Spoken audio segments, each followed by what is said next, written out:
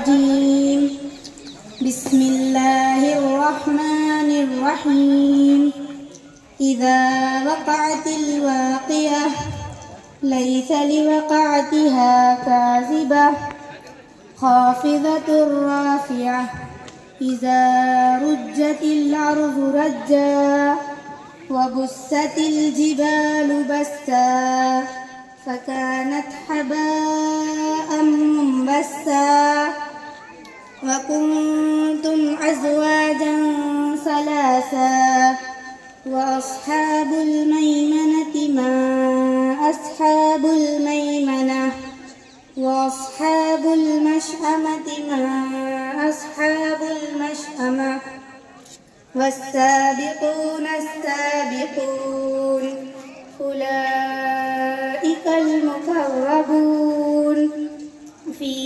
جنات النعيم ثلة من الأولين وقليل من الآخرين على سرور موضونة متكئين عليها متقابلين يطوف عليهم ولدان مخلدون بأكواب وأباريق وكأس من معين لا يصدعون عنها ولا ينزفون وفاكهة مما يتخيرون ولحم طير مما يشتهون وحور عين كأمثال اللؤلؤ المكنون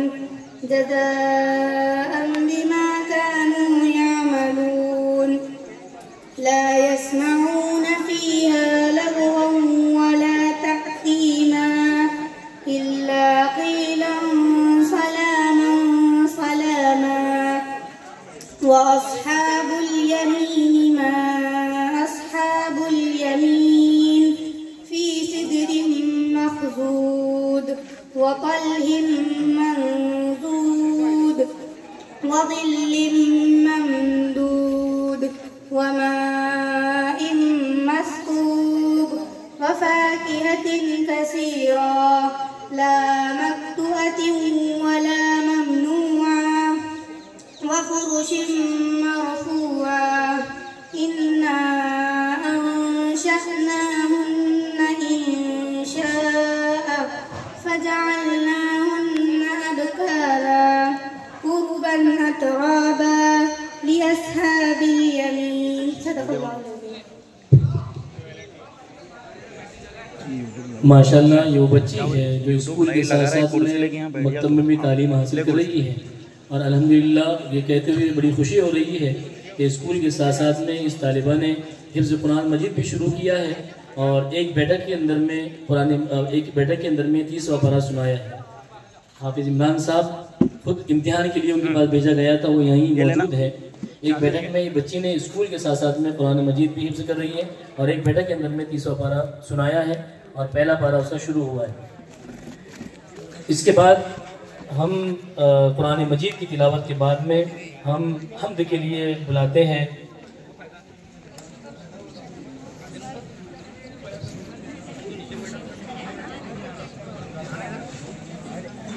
افشا کوثر کو کہ وہ آئے حمد باری پیش کریں. کیسے کرے بیاں کوئی خدا حمد و ثنا تیری، کیسے کرے بیاں کوئی خدا حمد و ثنا تیری، کسی سے ہو نہیں سکتی بیاں حمد و ثنا تیری.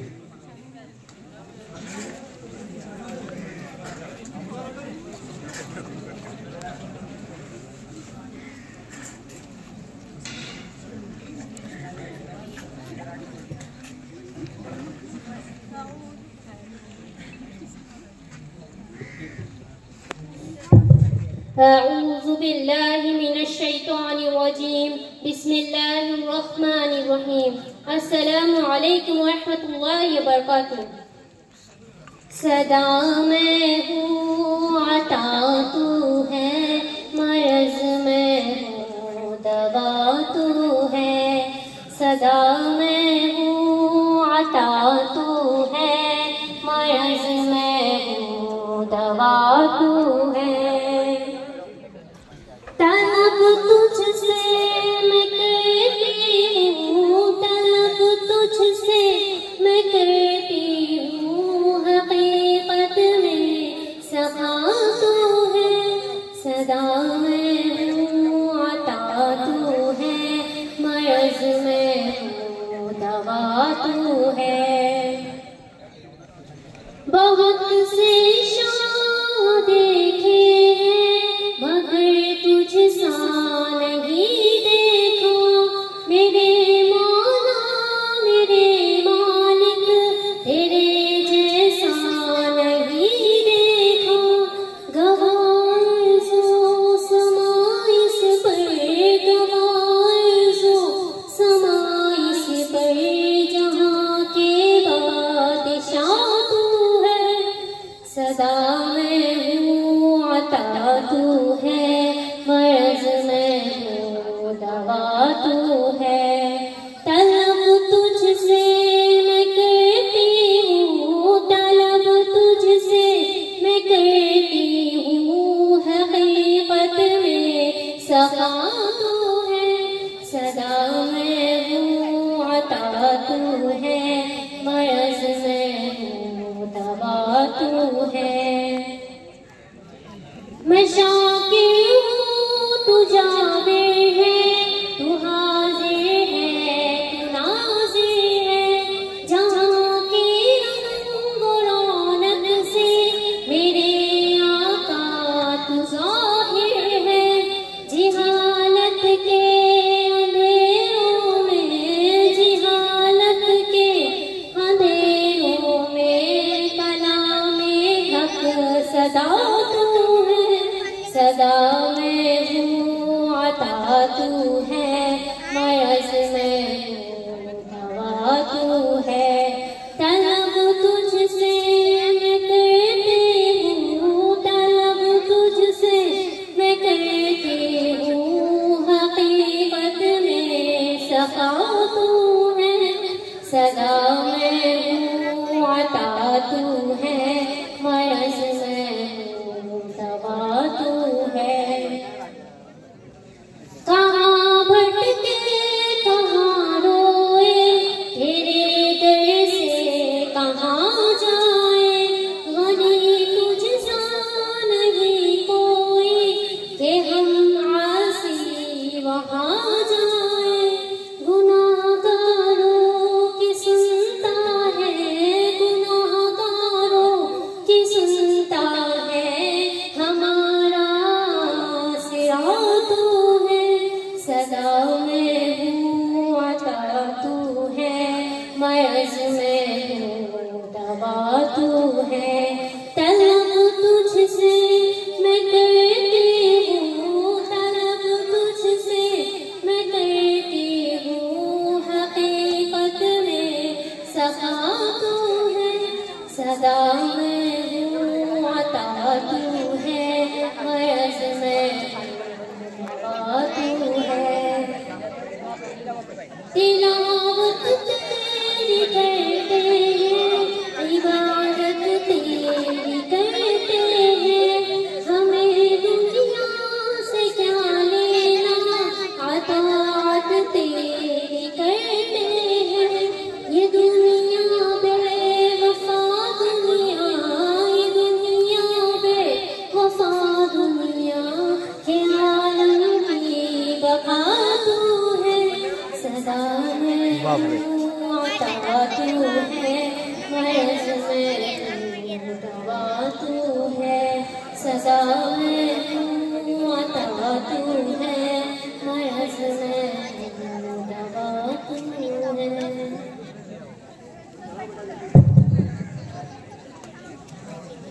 ہم سب جانتے ہیں کلمے کے دو جز ہیں، ایک جز وہ ہے آپ صلی اللہ علیہ وسلم کے تعلق سے، ہم حمد کے بعد نعت کے لیے بلاتے ہیں سبیہ کوثر کو وہ آئے اور نعت پیش کریں۔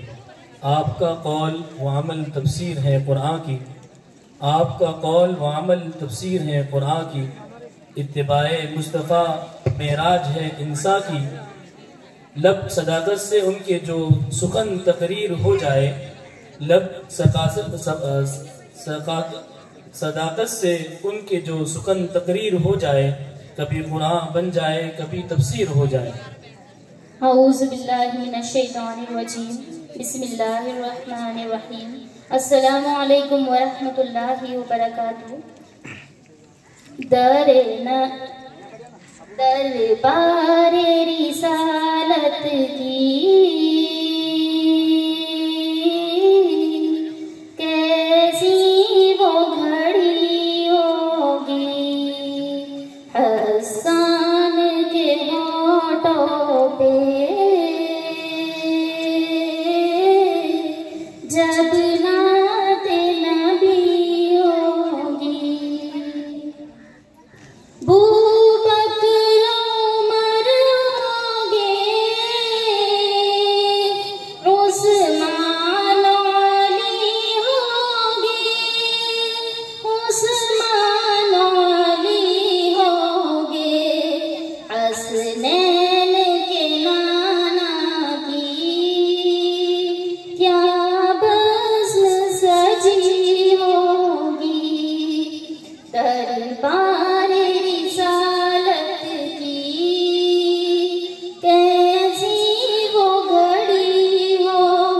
مختصر پڑھ کے ختم نعت یہ کر لیں۔ جائیں گے مدینہ لے جائیں گا جب، لے جائیں گا اللہ جب، دل سجدہ گناہوں کا آنکھوں میں نمی ہوگی، دربار رسالت کی کیسی وہ گھڑی ہوگی، جب وادی طائف میں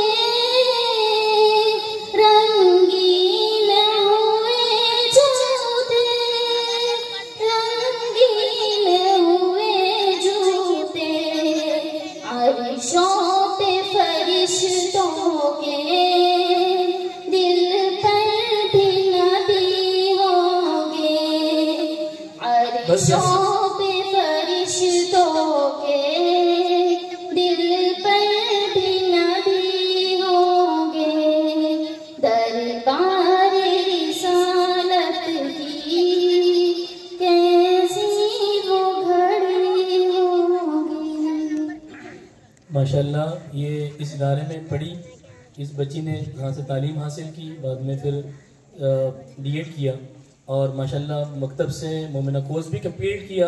اور اس سے پہلے جو بچی آئی تھی جس نے حمد پیش کی ہے ماشاءاللہ وہ بھی اس ادارے سے پڑھی، اور پھر بعد میں اس بچی نے بھی مومنہ کورس کمپلیٹ کیا۔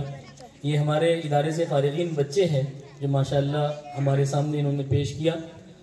بہرحال ہمارے لیے خوشی اور مسرت کی بات ہے کہ ہندوستان کی مائنہ شخصیت، عالم ربانی، مصنف باکمال، مقرر ذیشان حضرت مولانا غیاث احمد صاحب رشادی دامت برکاتہم عالیہ، حضرت کی بہت ساری خدمات ہیں۔ حضرت نے ایک طرف قرآن پہ کام کیا تو تفسیر لکھ دیا، اور اسی طرح 100 سے زیادہ کتابیں لکھی ہیں، اور دیگر ملک بھر کے اندر میں بہت سارے الگ الگ شعبوں کے اندر میں حضرت خدمت انجام دے رہے ہیں۔ اور بڑی خوشی ہوئی جب معلوم پڑا کہ ہمارے علاقے میں حضرت کی تشریف آوری ہو رہی ہے۔ ہم نے کوشش کیا کہ اس چھوٹی سی بستی میں بھی حضرت آئے، اور ماشاءاللہ حضرت نے اس دعوت کو قبول کیا اور ہمیں ایک موقع دیا۔ ہم اللہ سے دعا کرتے ہیں کہ حضرت کے آنے کو اللہ قبول فرمائے، اور ہمارے طلبہ اور ہم سب کے لیے اور ہمارے بستی کے لیے اللہ اس کے تبدیلیوں کے فیصلے فرمائے، دین کی ہوائیں یہاں سے چلا دیں۔ میں حضرت سے درخواست کرتا ہوں کہ حضرت قیمتی الفاظ سے ہمیں مستفیض فرمائیں۔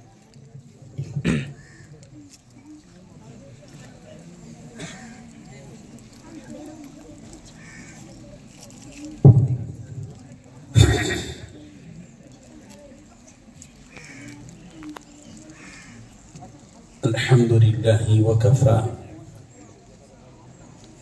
وسلام على عباده الذين اصطفى، أما بعد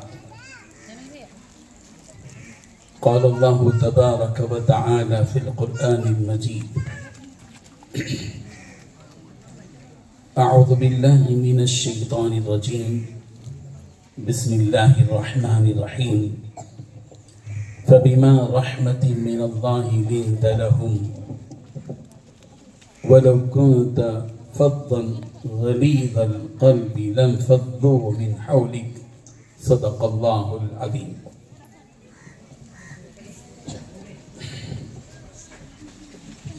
قابل احترام معلمین، ٹیچرز اور اس ادارے کے اسکول کے روح رواں اور عزیز طلبہ اور طالبات، میرے لیے یہ سعادت مندی کی بات ہے کہ میں آپ کے درمیان میں ہوں. معصوم کلیوں کو دیکھ کر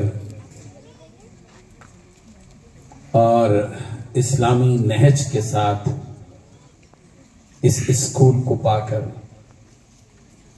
دل میں مسرت کی لہر دوڑ رہی ہے. ہمارے ہندوستان میں اس قسم کی محنتوں کی شدید ضرورت ہے کہ ہماری آنے والی نسلوں کو جو مستقبل کے اسلام کے سپاہی بننے والے ہیں، ان کے اندر دین اسلام کی روح پھونکی جائے اور دین و ایمان ان کے دل میں پیوست ہو جائے.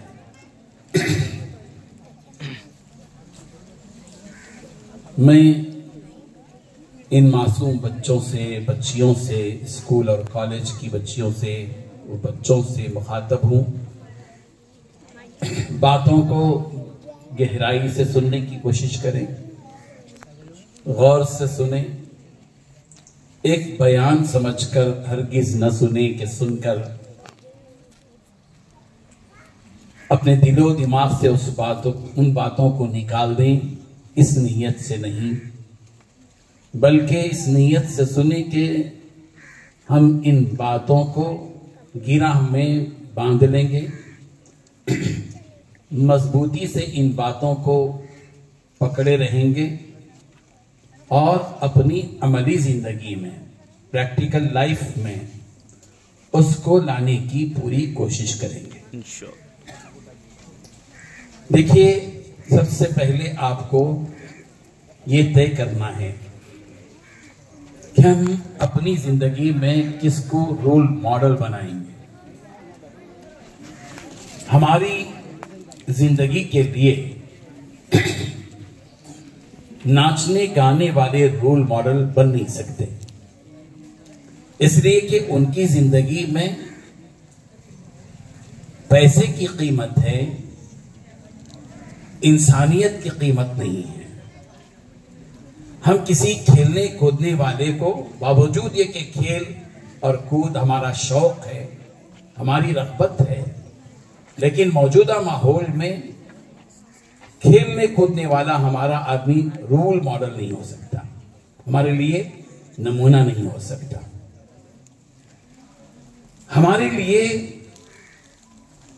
نمونے کے طور پر، نمونہ اور بہترین نمونے کے طور پر زمینی طور پر انتظام نہیں کیا گیا ہے، بلکہ آج سے 1450 سال پہلے ہی پروردگار نے قیامت تک کے سارے انسانوں کے لیے آسمانی رول ماڈل عطا کیا ہے.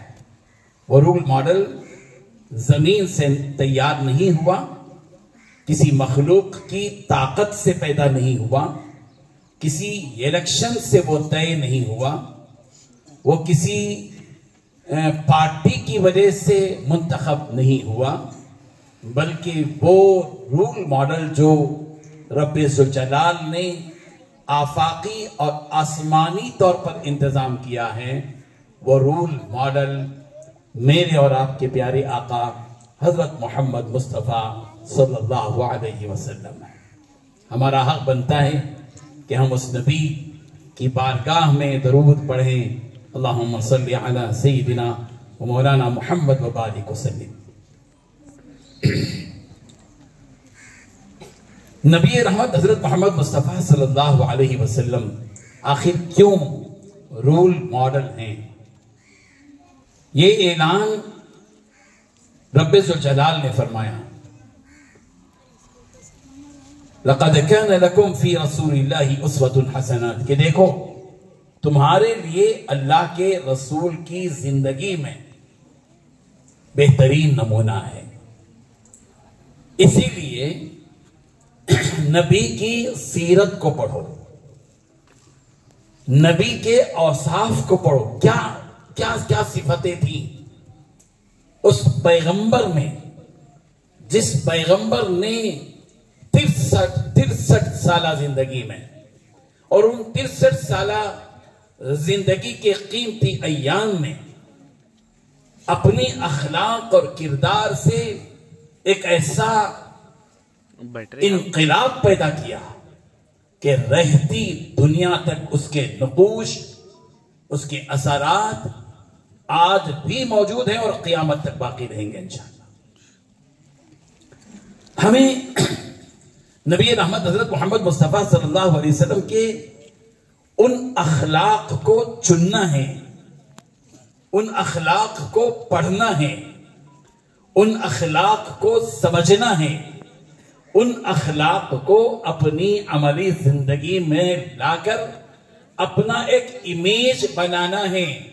ہمارے اس ملک میں بطور خاص یہ پورا ملک، اس ملک کی پوری آبادی منتظر ہے کہ آپ پیارے پیغمبر حضرت محمد رسول اللہ صلی اللہ علیہ وسلم کی ان صفتوں کو اور پیغمبر کے ان اخلاق کو اور پیغمبر کے اس کریکٹر کو اپنی زندگی میں لائیں، اور لوگ آپ کو دیکھ کر، آپ کی صبح و شام کو دیکھ کر، آپ کی نقل و حرکت کو دیکھ کر، آپ کے اٹھنے چلنے پھرنے کو دیکھ کر، آپ کے بات کرنے کے انداز کو دیکھ کر یقین کر لے کہ یہ وہ شخص ہے، یہ وہ بچی ہے، یہ وہ نوجوان لڑکا ہے، یہ وہ نوجوان لڑکی ہے جس کا رشتہ ضرور بھی ضرور محمد عربی صلی اللہ علیہ وسلم ہی سے ہوگا. یہ ٹھان لیجئے عزم مصمم کے ساتھ، استقامت کا پہاڑ بن کر، مضبوط ارادوں کے ساتھ یہ طے کیجئے آپ اپنی زندگی کے لیے کہ آپ وہی کام کریں گی جو نبی رحمت حضرت محمد مصطفیٰ صلی اللہ علیہ وسلم نے کیا. انہی اخلاق کو اپنائیں گی جن اخلاق کو پیارے پیغمبر حضرت محمد رسول اللہ صلی اللہ علیہ وسلم نے اختیار کیا. میں چند اوصاف کی طرف، چند صفتوں کی طرف، اخلاق کے چند پہلوؤں کی جانب آپ کو متوجہ کرنا چاہتا ہوں. اس یقین کے ساتھ، اس مضبوط ارادے کے ساتھ سنیے کہ انشاءاللہ آپ میں سے ہر ایک اپنی زندگی بھر کے لیے ان صفتوں کو اپنی زندگی کا پارٹ، اپنی زندگی کا جز بنائے گا. کہو انشاءاللہ، زور سے کہو انشاءاللہ. اتنا ہی کمزور ہے آپ کا انشاءاللہ؟ انشاءاللہ تو طاقتور ہوتا ہے. طاقت کے ساتھ کہیے انشاءاللہ. یہ کچھ ہوئی بات تھوڑی سی.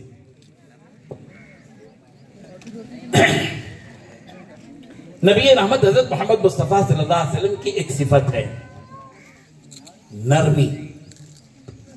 پیغمبر اپنی زندگی میں کبھی کسی کے ساتھ بھی سختی کا برتاؤ اپنی ذات کے لیے نہیں کیے.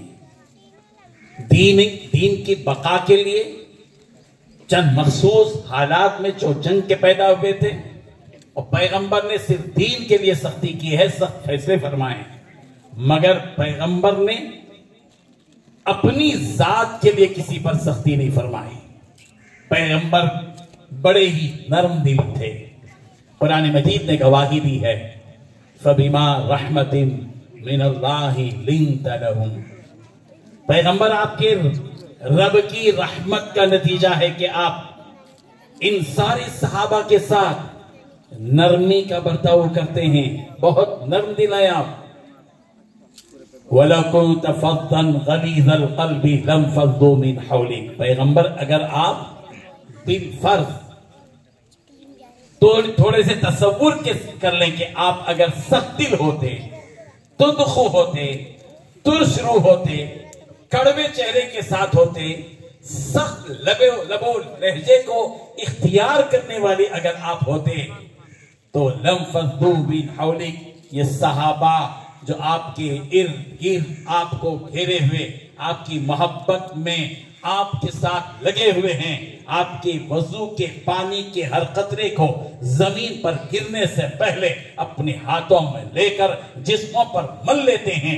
یہ صحابہ، ان صحابہ کو آپ سے بالکل بھاگتا ہوا، دوڑتا ہوا اور آپ سے بالکل الگ پاتے آپ اگر آپ سخت دل ہوتے. مگر پیغمبر آپ بڑے ہی نرم دل ہیں. بنیے ایسے آپ بھی. بتائیے دنیا کو، بتائیے ان انسانوں کو جو اسلام کے خلاف باتیں کہتے ہیں، اپنے عمل سے بتائیے کہ ہم انسانیت رکھنے والے انسان ہیں، نرمی رکھنے والے ہم انسان ہیں، ہم اس نبی کے ماننے والے ہیں اور ہم اس نبی کے شیدائی ہیں اور ہم اس نبی کے عقیدت مند اور اس نبی کی محبت میں زندگی بسر کرنے والے ہیں. جس نبی کی شان یہ تھی کہ وہ نبی انتہائی نرم دل تھا. نرمی کا عالم یہ، اتنے بڑے نبی سواری پر سوار، اونٹ پر سوار یا گھوڑے پر سوار چلتے ہیں، معصوم بچے پیغمبر کو دیکھ کر بھاگتے نہیں تھے بلکہ قریب آ کر پیغمبر کے سمٹ جاتے تھے، لپٹ جاتے تھے. اور نبی نے کسی بھی بچے کو اپنی زندگی میں جھڑکا نہیں، بلکہ وہ نبی ان چھوٹے چھوٹے معصوم بچوں کو سلام کرتے تھے، خود سلام کرتے تھے. ہمارا مسئلہ یہ ہے کہ ہم اپنے بچوں کے بارے میں امید رکھتے ہیں کہ بچے ہم کو سلام کریں، مگر ہم بچوں کو سلام نہیں کرتے. ہمارا درجہ گھٹ جائے گا اگر ہم بچوں کو سلام کریں گے. نبی سے بھی بڑھ کر کوئی ہے؟ اور نبی کا معاملہ یہ ہے کہ نبی چھوٹے چھوٹے معصوم بچوں کو خود سلام کر رہے ہیں اور ان بچوں کو اٹھا کر اپنی سواری پر کبھی آگے کسی کو کبھی پیچھے بٹھا رہے ہیں اور بتلا رہے ہیں کہ بچوں کے ساتھ محبت ہو تو ایسی ہو. بالکل نرم ہے پیغمبر، بہت ہی نرمی کے ساتھ نبی نے اپنی زندگی گزاری ہے. اسی لیے طے کرو، سخت مزاجی انسان کو اچھی نہیں لگتی. سخت مزاجی ایک مومن اور مسلمان کو زیبا نہیں دیتی. سخت مزاجی ایک اس شخص کے لیے جس کا رشتہ محمد عربی صلی اللہ علیہ وسلم سے ہے، اس کو کبھی یہ اچھا نہیں لگتا کہ وہ کسی کے ساتھ سختی سے بات کرے. آپ اپنے گھر میں بتائیے، پریکٹیکل لائف میں اپنے گھر میں بتائیے کہ آپ کون ہیں. آپ نرم دل ہیں. آپ کا تعارف اپنے گھر میں، آپ کے خاندان میں، آپ کے ننیال میں، آپ کے ددیال میں اور آگے چل کر سسرال میں، جہاں کہیں بھی آپ ہوں گی، جہاں کہیں بھی آپ ہوں گے، اپنے گھروں میں اپنی نرمی سے آپ اپنا تعارف، آپ کا انٹروڈکشن ہونا چاہیے کہ آپ انتہائی نرم دل ہیں. سامنے تعریف نہ کریں آپ کی، بلکہ آپ کے غائبانے میں آپ کا تبصرہ ہو تو لوگ کہیں سارے آپ کے رشتہ دار، آپ کی پھوپھی، آپ کی خالہ، آپ کی دادی، آپ کی نانی، آپ کے ماموں، آپ کے چچا، آپ کے تایا اور آپ کے دادا اور آپ کے نانا، سارے کے سارے لوگ کہیں کیا پیارا بچہ ہے، نرم دل بچہ ہے بہت. کبھی اس کے چہرے سے ہم نے غصہ نہیں دیکھا، اس کے چہرے پر کبھی بل نہیں آیا، اس کی پیشانی پر. یہ تفسیریں آپ کے بارے میں کریں، اس کے لیے آپ کو پریکٹیکل طور پر اپنے گھرانے میں پہلے، اپنے رشتہ داروں میں پہلے، بالکل اس سے بھی پہلے اپنے ماں باپ کے ساتھ آپ کو اچھا برتاؤ کرنا ہوگا.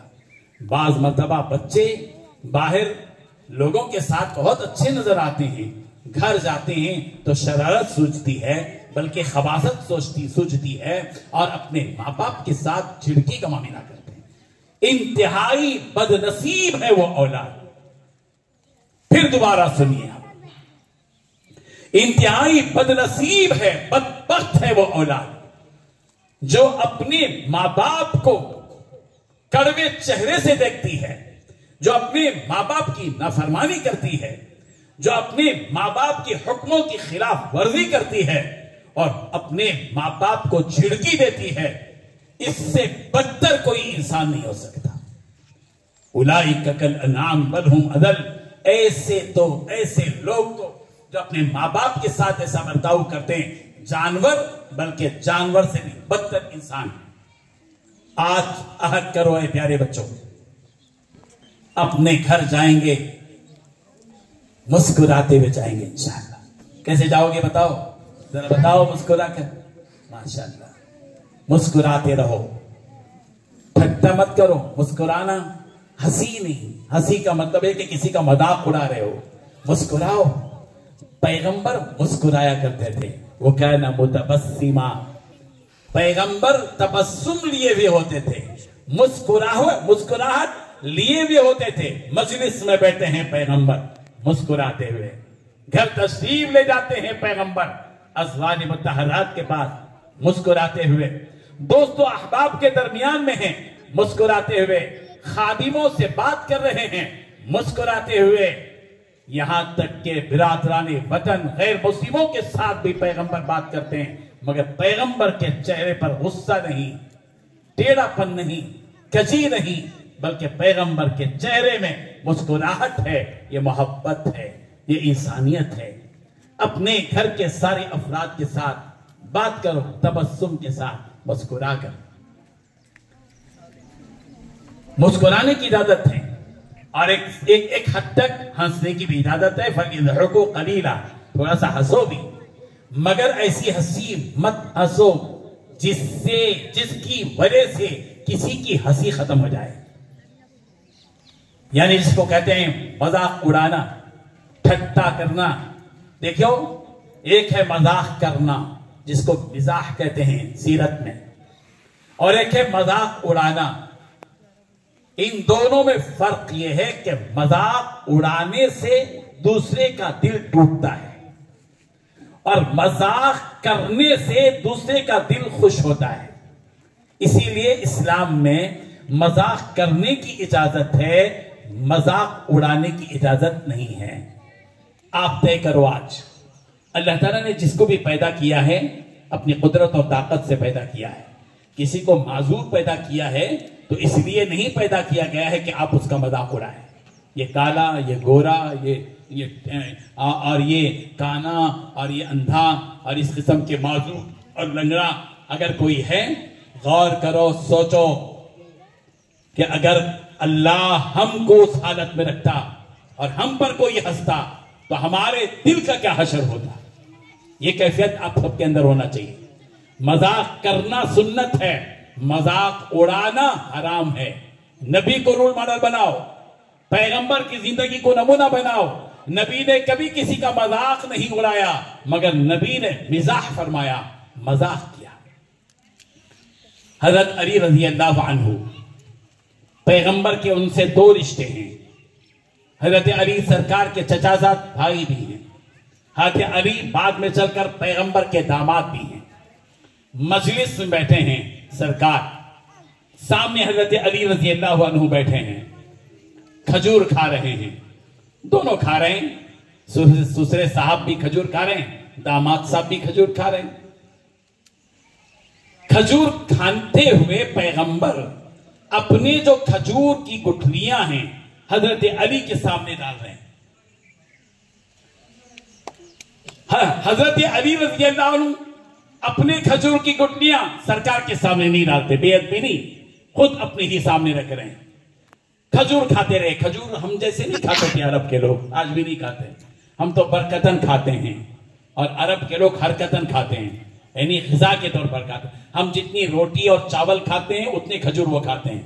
हम 3 खजूर खाकर डरते हैं कि गर्मी हो जाएगी, उनको गर्मी नहीं होती, उनके जिस्म में वो चीज है। तो सरकार ने भी खजूर खाए, हजरत अली ने भी खजूर खाए। पैगंबर ने खजूर खाकर अपनी खजूर की गुठलियां हजरत अली के सामने रख दी। हजरत अली ने अपनी खजूर की गुठलियां अपने ही सामने डाल दी। बहुत देर के बाद सरकार ने हजरत अली रजी अल्लाह अन्हु से मिजाह फरमाया, मजाक नहीं उड़ाया, मिजाह फरमाया। क्या मिजाह है? अली, कितने पेटू हो, इतने खजूर खा गए। कितने पेटू हो, इतने खजूर खा गए। इसलिए कि डबल गुठलियां थी खजूर की उनके सामने। हजरत अली रज़ी अल्लाह अन्हु ने भी समझा कि पैगंबर का मूड मिजाह करने का है, मजाक करने का है, इसीलिए हजरत अली रज़ी अल्लाह अन्हु ने भी मिजाह का जवाब मिजाह से दिया, मजाक का जवाब मजाक से दिया। क्या जवाब दिया? कितना प्यारा जवाब दिया। पैगंबर, मैंने तो खजूर खाकर अपनी खजूर की गुठलियां अपने सामने रखी हैं, आप तो गुठलियों समेत सारे खजूर खा गए। अल्लाहु अकबर। यह है मिजाह। मिजाह करना सीखो, मजाक करना सीखो। मजाक करना सीखोगे तो दूसरे का दिल खुश होगा। मजाक करना नहीं सीखोगे और मजाक उड़ाओगे, किसी का दिल टूट जाएगा, और किसी का दिल टूट जाएगा तो रब्बे जुल जलाल नाराज हो जाएंगे। इसलिए मिजाक करो। पैगंबर के पास एक बुढ़िया आई और कहने लगी कि अल्लाह के रसूल, क्या मैं जन्नत में जाऊंगी? सरकार ने फरमाया, जाओ जाओ, कोई बुढ़िया जन्नत में नहीं जाती, जाओ। मिजाह फरमाया सरकार ने। वो रोने लगी, पैगंबर की जबान से निकल रहा है, रोने लगी कि बुढ़िया जन्नत में नहीं जाएगी, मैं जन्नत में नहीं जाऊंगी, बहुत रोने लगी। सरकार ने उसको बुलाया, पूछा क्यों रो रही हो बड़ी मां? उसने कहा, आपने मुझसे कहा कि कोई बुढ़ी जन्नत में नहीं जाएगी, इसलिए रो रही हूं। क्या प्यारा जवाब था सरकार का। यह है मिजाह, यह है मजाक करना। सरकार ने फरमाया, याद रखो, कोई भी बुढ़िया जन्नत में बूढ़ी होने की हालत में नहीं जाएगी, अल्लाह उसको जवान बनाकर जन्नत में दाखिल करेंगे। मैंने तुझे ही कहा कि कोई बुढ़िया जन्नत में नहीं जाती। हाँ, कोई भी बुढ़िया जन्नत में नहीं जाएगी, लेकिन जितनी बूढ़ियां हैं अल्लाह अपनी कुदरत और ताकत से उनको जवान बनाकर जन्नत में दाखिल करेंगे। इसलिए कि अगर बुढ़िया जन्नत में जाएगी तो बगैर दांतों के क्या लख लख लख दो तक खाएगी, क्या मजा आएगा उसको जन्नत में। हाँ, वहां तो बहुत कुछ खाना है, वहां बहुत कुछ पीना है, जामे शराब पीना है, वहां जबरदस्त दूध पीना है, जबरदस्त शहद पीना है, बेहतरीन पानी पीना है। और ये पानी होनी, ये बॉटल नहीं है, शराब की बॉटल नहीं है, शराब की नहरें, शराब की नदियां, दूध की नहरें, पानी की नहरें और शहद की नहरें, जितना चाहे पियो, जितना चाहे पियो। अब आप बोलेंगे, हम जैसे चुट्टू लाल 5 फीट के 6 फीट के कितना पिएंगे नहरों में जाके? तो 2 घुट 4 घुट पीनेंगे? नहीं, 60 जीरा लंबे रहेंगे आप और हम इंशाअल्लाह। हाँ, बहुत लंबे लंबे रहेंगे। ये सब इमारतें हमारे सामने छोटी लगेगी जन्नत में, ये दुनिया की इमारतें इतने बड़े रहेंगे इंशाअल्लाह। तो मैं ये बता रहा था कि पैगंबर की जिंदगी को समझो आप। सबसे पहले आप क्या करेंगे इंशाअल्लाह? नर्म दिली इख्तियार करेंगे, और दूसरा मजाक करेंगे, मजाक नहीं उड़ाएंगे इंशाअल्लाह। बोलो इंशाअल्लाह। हम मजाक करेंगे, सबसे मजाक करो, छोटों से बड़ों से अदब में रहकर मिजाह करो, मगर मजाक उड़ाने की जुर्अत मत करो। एक और चीज है, अगर आपको कोई साथी सताए, तकलीफ दे, क्या करोगे? कोई एक आध उठ के बोलो, क्या करेंगे आप लोग? माशाल्लाह, उठ के बोलिए कोई। आप तो उठी और बैठ गए, उठकर बोलना चाहिए कि बोलिए क्या करेंगे आप अगर, हाँ बोलिए, शाबाश बेटी बोलो, क्या करेंगे आप अगर आपको किसी ने सताया, दिख किया, परेशान किया, मारा, क्या करेंगे आप? जी, माफ करेंगे, माफ। क्या करेंगे?